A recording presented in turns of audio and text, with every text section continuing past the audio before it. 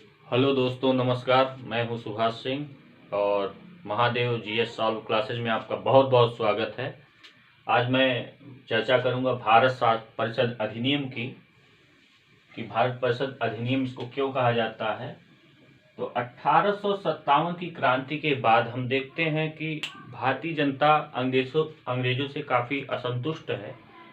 इस असंतुष्टि को दूर करने के लिए अंग्रेजों ने एक नया पैंतरा अपनाया कि क्यों न कुछ भारतीयों को यहाँ पर शामिल कर लिया जाए, जिससे कि यहाँ पे शासन चलाना और आसान हो जाए। तो अंग्रेजों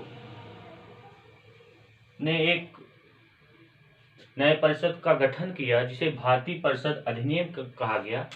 और इस परिषद में 3 अधिनियम लाए गए। पहला था 1861 का अधिनियम, दूसरा था 1892 का अधिनियम और तीसरा था 1909 का अधिनियम। भारतीय परिषद अधिनियम इसे इसलिए कहा जाता है कि भारतीयों को सबसे पहले यहीं से प्रतिनिधित्व मिलना शुरू होता है।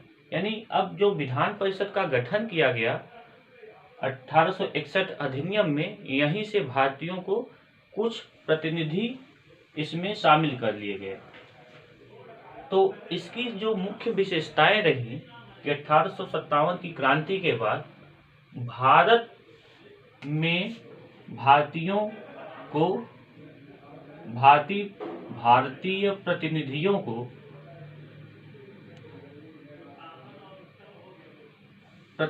को शामिल करने की शुरुआत हो गई।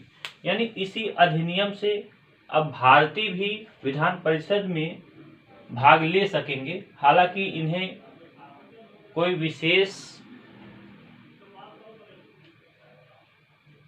महत्व तो नहीं दिया गया यहाँ पे, यानी विशेष इन्हें पावर नहीं दी गई। 1862 में लॉर्ड कैनिंग ने एक प्लान बनाया कि 3 भारतीयों को यहाँ से शामिल कर लिया जाए। तो एक थे बनारस के राजा, दूसरा थे पटियाला के महाराजा और सर दिनकर राव। इन 3 लोगों को गैर सरकारी सदस्य के रूप में यहाँ पे विधान परिषद में शामिल कर लिया गया। यानी गैर सरकारी सदस्य वो होते थे, विधान परिषद में भाग तो ले सकते थे लेकिन उस पर कोई उनका निर्णय मान्य नहीं होता था, यानी अपनी राय रख सकते थे सिर्फ। दूसरा था कि बंबई और मद्रास प्रेसिडेंसी को विधायी शक्ति पुनः देकर विकेंद्रीकरण की शुरुआत हो गई।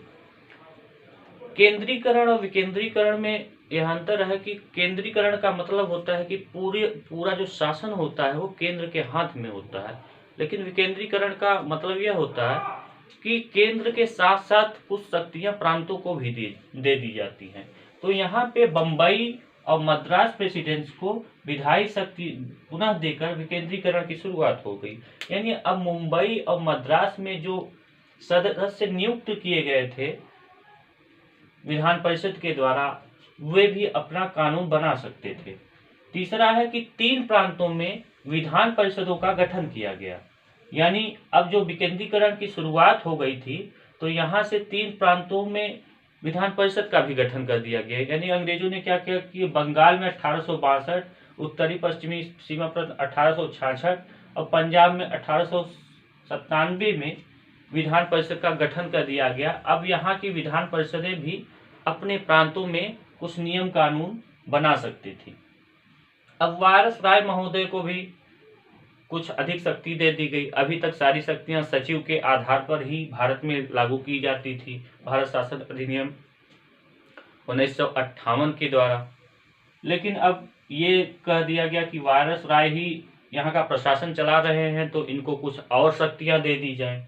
तो लॉर्ड कैनिंग महोदय को कुछ अतिरिक्त शक्तियां दे दी गई और लॉर्ड कैनिंग द्वारा 1959 पोर्टफोलियो प्रणाली को मान्यता मिली। वायरस राय को आपातकाल के दौरान बिना काउंसिल की संस्तुति के अध्यादेश जारी करने के लिए अधिकृत किया। यानी जो विधान परिषद के सदस्य थे, अगर कोई भारत में कोई आपातकाल लागू होता है, कोई विद्रोह होता है, तो उस पर काउंसिल की संस्तुति लेना आवश्यक नहीं था, यानी जो विधान परिषद के सदस्य थे उनसे राय लेना जरूरी नहीं था। तो यहाँ पे वायसराय को यह शक्ति थी कि वो आपातकाल के दौरान बिना किसी के राय के अध्यादेश जारी कर सकते थे, यानी कोई नियम कानून जारी कर सकते थे, और यह अध्यादेश 6 माह के लिए होते थे। अगला पॉइंट है कि विधायी कार्यों के लिए कम से कम 6 सदस्य होने चाहिए, यानी अब जो भी कानून बनेंगे उसके लिए कम से कम 6 सदस्य होने आवश्यक हैं और अधिक से अधिक 12 सदस्य होने आवश्यक हैं। यहीं से मंत्रिमंडल व्यवस्था की शुरुआत होती है। मंत्रिमंडल यानी विधान परिषद में जो सदस्य हैं उनके राय सलाह से ही केंद्र में या राज्यों प्रांतों में कानून बनाए जा सकते थे। तो यह था भारत परिषद अधिनियम 1861, और जो मैं नेक्स्ट पढ़ाऊंगा 1892 और 1909, इन्हीं से रिलेटेड हैं, भारत परिषद अधिनियम से। अब मैं यह कोशिश करूंगा कि अपना वीडियो 8 बजे सुबह डाल दिया करूं। अब मैं जल्द ही करंट अफेयर्स और हमारी एक टीम है जीएस पढ़ाने के लिए और मैथ पढ़ाने के लिए, विभिन्न परीक्षाओं के लिए, वो जल्द ही आपके सामने उपस्थित होगी। और अगर हमारा वीडियो अच्छा लगा हो तो थोड़ा सब्सक्राइब करिए, आप लोग थोड़ा वीडियो को आगे बढ़ाइए। बहुत बहुत धन्यवाद।